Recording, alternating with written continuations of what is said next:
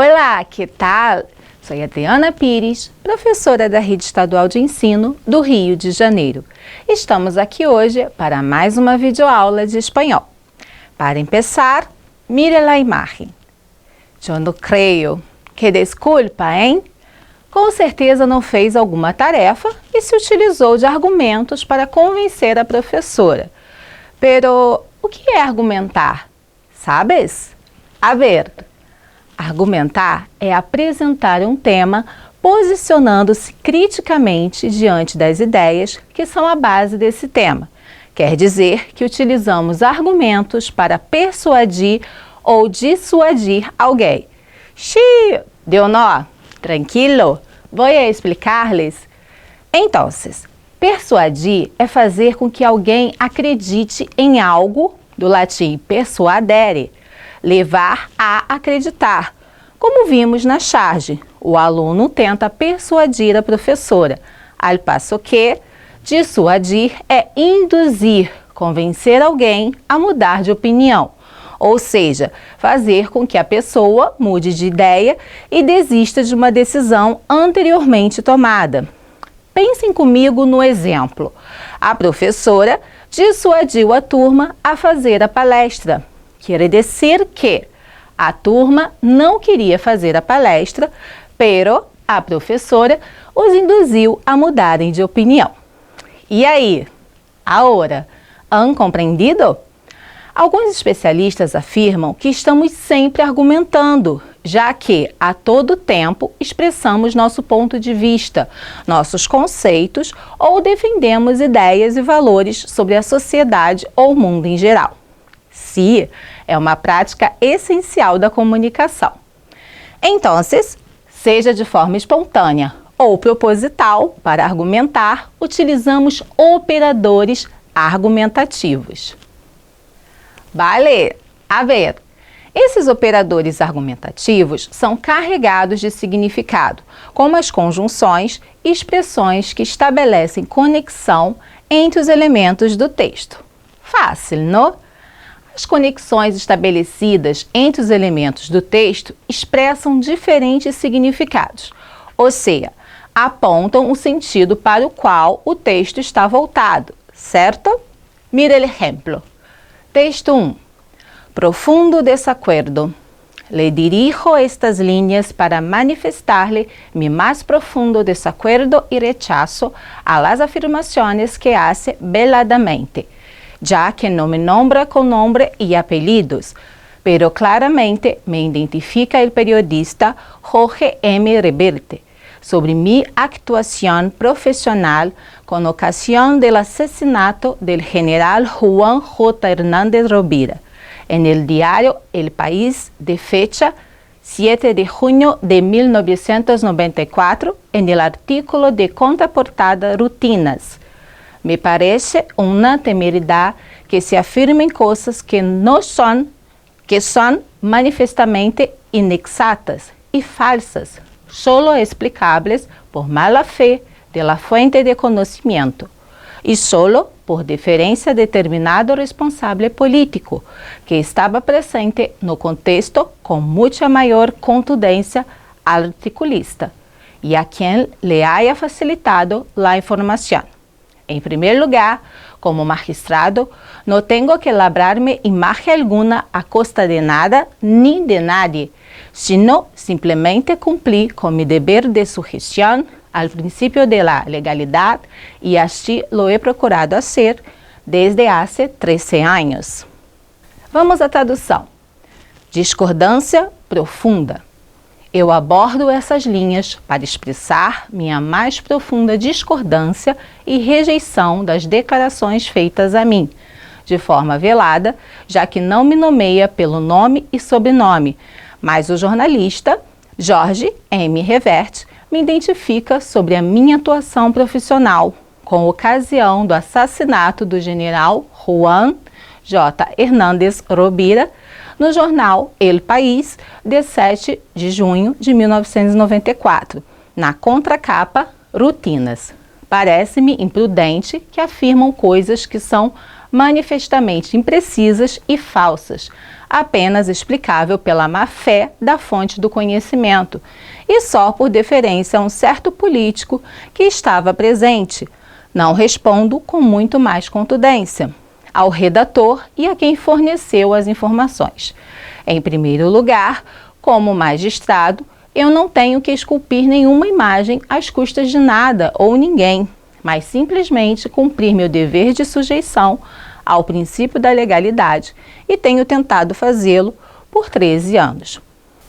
Em segundo lugar, em nenhum momento he hablado com familiares del general asesinado presuntamente por ETA, y cuyo cadáver tuve que levantar al hallarme de guardia en la Audiencia Nacional. Em português, em segundo lugar, em nenhum momento eu falei com parentes do general assassinado, presumivelmente por ETA, e cujo cadáver eu tive que pegar quando estava de plantão no Público Nacional. Em terceiro lugar, ni a estos familiares, por la sencilla razón de imposibilidad, ni a ninguna otra persona, y hay testigos que pueden acreditarlo. Hice el comentario que el periodista Jorge M. Reverte menciona y pone en mis labios. Sinceramente, creo que la ligereza de la afirmación que hace sobre la corrupción es tal que hiere la más insensible de las sensibilidades, y en particular la mía, y demuestra que su fuente de conocimiento es muy interesada y quizás tendría que comenzar por preguntarle a él qué fue lo que dijo. Desde hace 7 años estoy comprometido en la lucha contra el terrorismo y como tantos otros profesionales y ciudadanos lo he sentido muy de cerca. Y para mí es algo muy serio, que va más allá de hacer declaraciones grandilocuentes y normalmente huecas. Por favor, por el bien de todos, guárdese un poco más de ecuanimidad y respeto en este delicado tema. Baltasar Garzón, Madrid, El País, desde junho de 1994.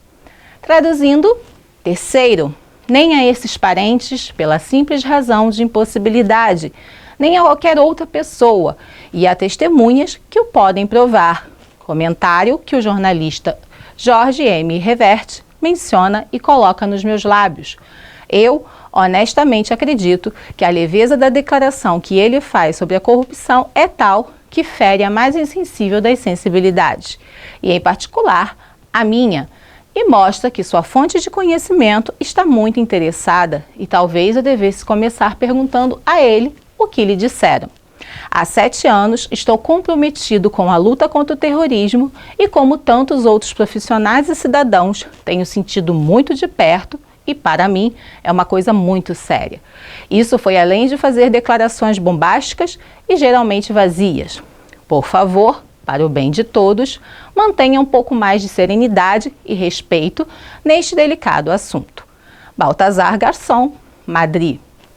Esta carta consiste em 3 partes claramente distinguíveis. Uma, introdução, primeiro parágrafo, onde a intenção comunicativa é apresentada do emissor, expressar desacordo com relação a algumas declarações e expor os fatos que motivam a discussão. 2. Um desenvolvimento que ocupa os 6 parágrafos seguintes, onde se explica o parecer do emissor sobre o assunto e justifica-se com 3 argumentos. 3. Uma conclusão, em que o emissor realiza uma avaliação conjunta da questão que apresentou e encerra o argumento. Neste caso, não encontramos conectores que marcam nem a introdução, nem a conclusão.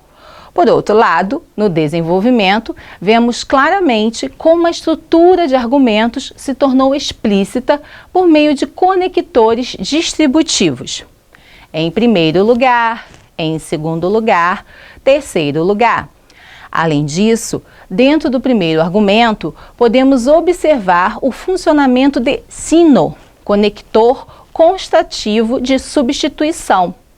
Uma primeira proposição por meio de uma negação que se denomina polêmica, uma vez que introduz uma polifonia, uma vez que o que é dito não é assumido pelo emissor, locutor, Ao contrário, é atribuído a um enunciador, que neste caso corresponde ao jornalista J.M. Reverte, quando diz, como magistrado, no tengo que labrar-me imagen alguna a costa de nada ni de nadie, que em português, como magistrado, não tenho de esculpir nenhuma imagem em nada ou ninguém. Em seguida, é adicionada uma proposição que cancela a anterior e que, obviamente, é assumida pelo emissor. Simplemente, cumprir com mi deber con sujeción al princípio de legalidade. Basta cumprir meu dever dentro do princípio da legalidade. A segunda proposição tem mais força argumentativa do que a primeira, portanto, é imposta discursivamente. Também podemos verificar que os outros dois argumentos apresentam uma estrutura semelhante, só que não temos a construção completa. Somente uma parte da estrutura aparece, enquanto a outra é deduzida implicitamente. Ambas contêm uma negação polêmica, negação que pressupõe a afirmação enfática e constativa da proposição oposta, que se refere a uma afirmação do jornalista. Em nenhum momento he hablado com familiares, ni a estes familiares, ni a nenhuma outra persona. Hice el comentário. Em nenhum momento falei com parentes, nem com esses parentes, nem a qualquer outra pessoa. Eu fiz o comentário. A negação não questiona apenas a verdade da proposição afetada, mas atribui sua enunciação a outra pessoa, a outro enunciador, identificado aqui com J.M. Reverte. Vale? Podemos ver que todo o texto constitui uma argumentação muito bem elaborada. E como aprendemos no início, a língua nos disponibiliza diversos mecanismos discursivos e linguísticos para isso. Agora, vai lá na sua OE e nos podcasts, pois tem muito mais informações sobre a aula de hoje. Nos quedamos aqui. Hasta luego!